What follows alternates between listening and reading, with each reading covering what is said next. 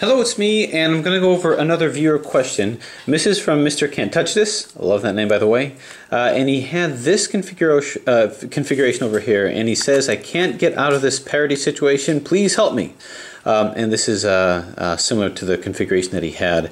Well, first off, it's not really a parity situation. It more has to do with the equivalencies of these different pieces. This has what we call translational equivalency, which means that two pieces appear to be equivalent and can be potentially interchanged or translated from one place to the next and be interchanged. That's as opposed to rotational equivalency, which is like this piece, which means that it's equivalent in all different areas of rotation.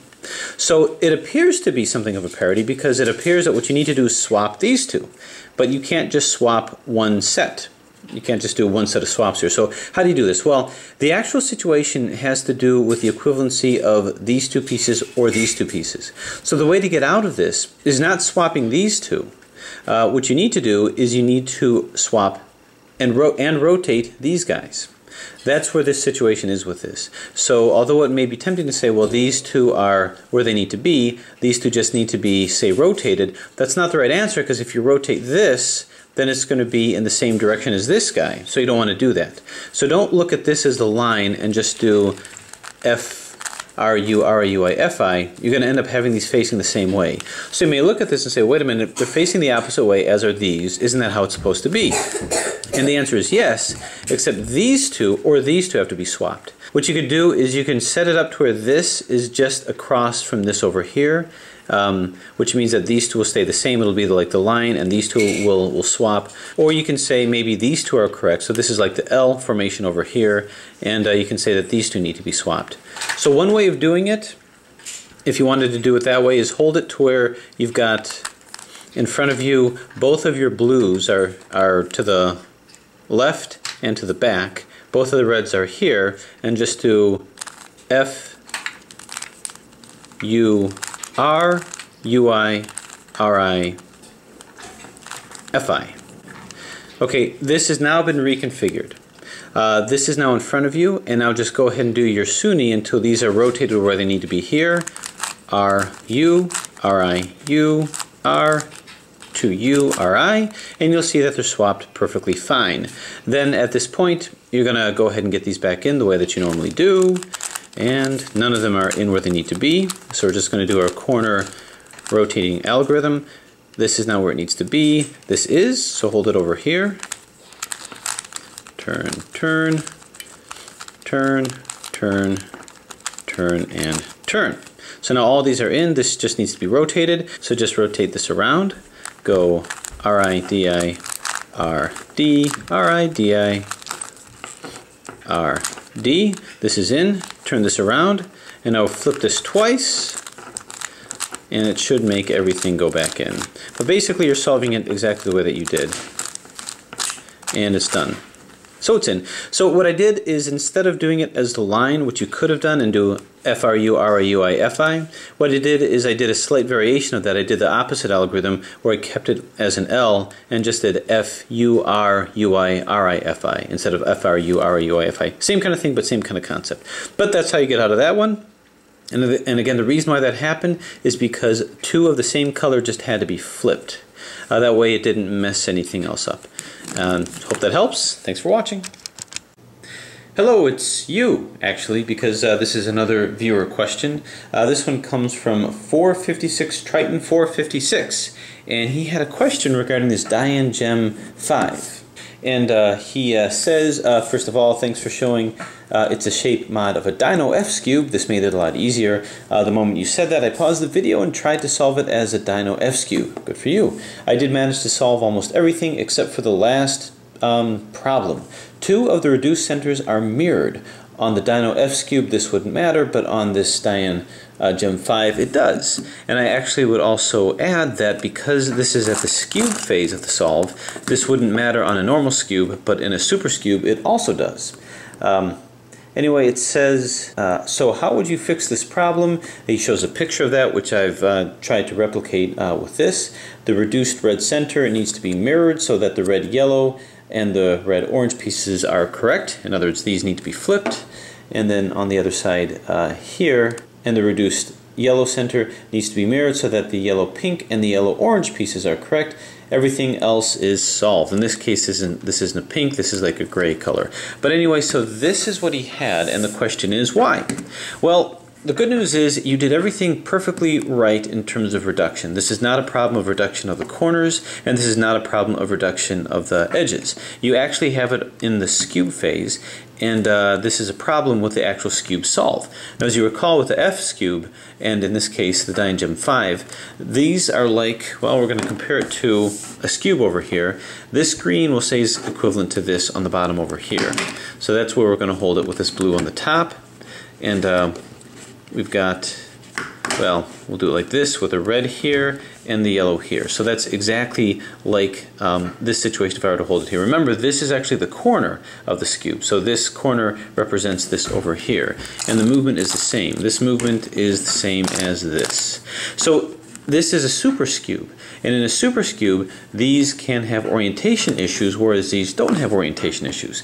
It would be easier to actually demonstrate this on another kind of a super skewb. This would be held like this.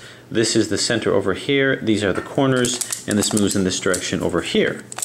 So to best demonstrate what happened with this and how to get out of this, notice if you were to take this blue one and I go down, down, up, up, I flip them and then flip them back, it would appear that nothing really happened.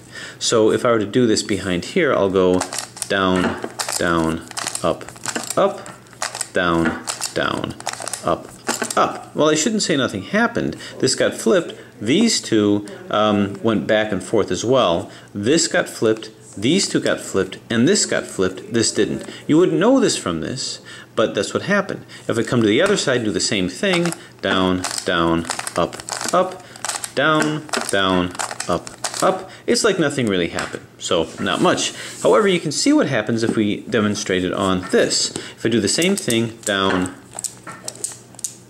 down, up, up, down, down, up, up.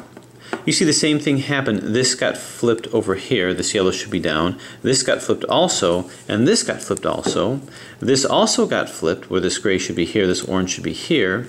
When you turn it around, this didn't get flipped. This is down here. So if I do that same move, down, down, up, up, down, down, up, up. What basically happens is these two came back in, because every time you do a down, down, up, up, these two flip. You do it again, they flip back, but they flip back in an rotated position. So this is rotated and this is rotated. So in that way, both of these are rotated. So you can have in a super skewb two centers that are rotated. So there's no issues with parity with that. The way that we get this back is we simply rotate this, which will rotate these and this, turn it around, rotate this, which will rotate this and this back, and not touch this. So if I were to rotate this down, down, up, up, I put it up here, now down, down, up, up. Great, I rotated this back, but this got rotated, and this got rotated, but this didn't get touched. So now if I rotate this back, this won't get moved, but the rest will be put back in. Down, down, up, up, down, down, up, up. Great, so that puts that back. So now that I've shown that it's possible to rotate two edges, what do I do when they're opposite each other? Or not opposite, when they're next to each other? Well, that's fairly easy.